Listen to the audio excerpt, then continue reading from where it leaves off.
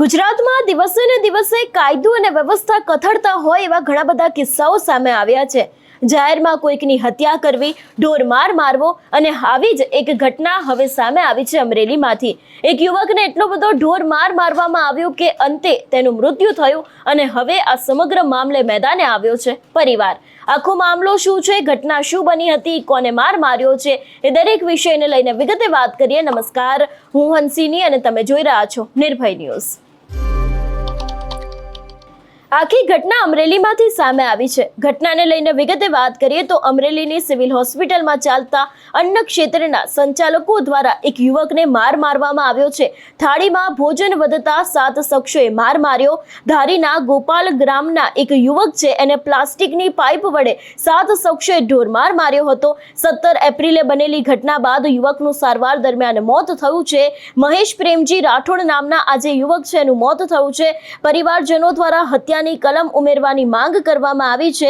એટલું જ નહીં, હત્યાની કલમ ઉમેર્યા બાદ પરિવારજનો મૃતદેહનો સ્વીકાર કરશે એવી પણ વાત કરી છે અને પોલીસ દ્વારા અત્યારે હાલ આ સમગ્ર મામલે તપાસનો ધમધમાટ શરૂ કરવામાં આવ્યો છે। એટલે એક સામાન્ય બાબતને લઈને આજે યુવક છે અને ઢોરમાર મારવામાં આવ્યો હતો, એ બાદ સારવાર દરમિયાન આ યુવકનું મોત થયું છે અને અત્યારે હાલ પરિવાર દ્વારા એવી માંગ કરવામાં આવી છે કે ફરિયાદની અંદર હવે હત્યાની કલમ ઉમેરવામાં આવે। જે રીતે પરિવાર આખો મેદાને આવ્યો છે, સૌથી પહેલા તો દ્રશ્ય ઉપર નજર કરીએ।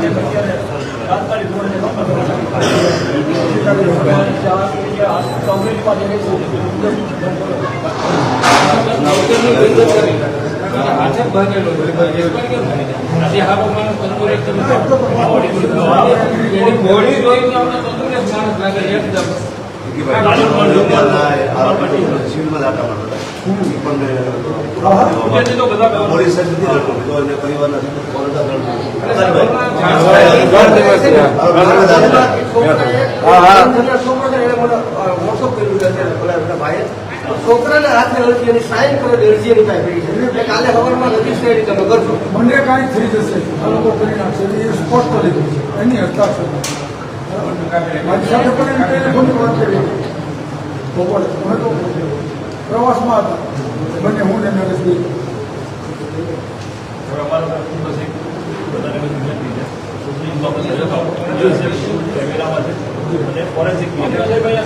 ખાતરી આપી છે તમને ઇન્વેસ્ટિગેશનમાં સમાજના પોલીસ સપોર્ટ કરશે, પણ અમારી જે ડિમાન્ડ છે સાહેબ, તમે આયો તરીકે શું સાહેબ આમાં જે બીએનએસડી સેક્શન 110 મુજબ તમે વેબસાઇટને લખીને આપી દો, તમે ખાતરી કરી તમે લેખિત અત્યારે આપી દીધું છે, એ પછી ફોરેન્સિક ડેડ બોડી ભાવના પીએમ માટે એ સિવાય નહીં થાય। કે તાત્કાલિક જે ફોરેન્સિક ક્લેમ માટે કરવામાં આવે તો એ પુરાવા પર લખી ફોરેન્સિક કરવું જોઈએ. ફોરેન્સિક સાહેબ અત્યારે ઇન કેસ બોલો તમે જે રિપોર્ટ ધારો છે અડધી કલાકમાં જે જજને મોકલી તો તમે ખરાઈ કરી લેશે. અમે જે બે માણસને મોકલો છો તમે નકલ આપી છે તમે ખરાઈ કરી લેજો નકલ નથી જોડી આવો અને સાહેબ કાયદાની વડીલોની આપણે કરવાનું ફોરેન્સિક પીએમ જે કરવા કાયદા પછી ના કરી શકીએ એમ છે. અને કાલે હવે તો કે તો પીએમ થવાનું છે અરે અમે પોલીસ સપોર્ટ કરશું જે ડિમાન્ડ છે બાકી તો સાહેબ તમને તો ખ્યાલ જ છે કે આ જે મારનાર હતા ને એ બધા રાજકીય વર્ગ ધરાવે છે બરોબર. અને રાજકીય વર્ગ ધરાવતું હોય એનું આપણા દેશની અંદર કાંઈ થાતું જ નથી. આ સિવિલ હોસ્પિટલમાં સાહેબ 18 દિવસ અમે આંદોલન કરીને બેઠા કે દેવી પૂજક સમાજને તેનો હજી રિપોર્ટ આવ્યો મેડિકલ નેગ્લેજન્સ સાબિત થઈ થાય જ નહીં સાહેબ.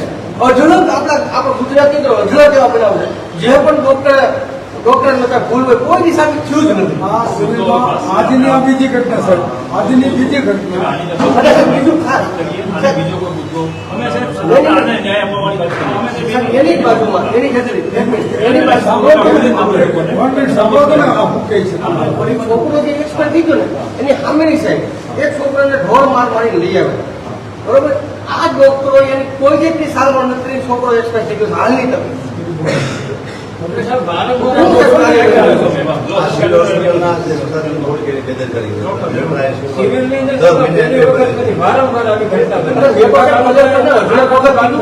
લોકો પાસે આજકી લ્યો અહીંયા સારવાર કરો ને ખતમ થઈ ગયું એવું લાગે અમને.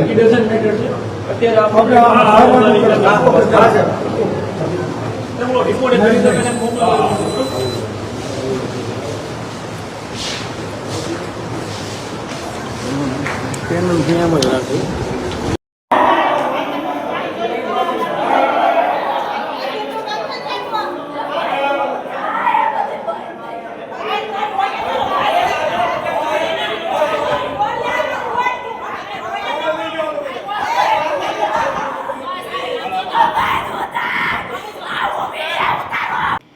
જોવાનું રહેશે કે હવે આ સમગ્ર મામલે કયા ખુલાસા થાય છે. તમારું શું માનવું છે આ વિષયને લઈને અમને કમેન્ટ કરીને ચોક્કસથી જણાવજો. તેની સાથે અમારી ચેનલ નિર્ભય ન્યૂઝને લાઇક, શેર અને સબસ્ક્રાઇબ કરવાનું ભૂલશો નહીં. નમસ્કાર.